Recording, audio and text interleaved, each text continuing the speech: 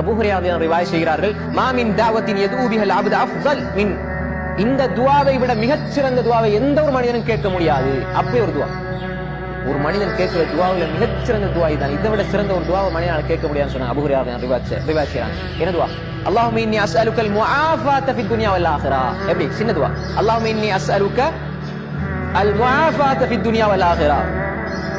அல்லாஹும்ம இன்னி அஸ்அலுக்கல் முஆஃபாத ஃபித் துன்யா வல் ஆখিরা. யா அல்லாஹ், உலகத்திலேயும் வெற்றி, சுபிட்சம், ஆரோக்கியம் எல்லாவற்றையும் உலகத்துல தந்திரியா அல்லாஹ், மறுமையிலையும் தந்திரியா அல்லாஹ்.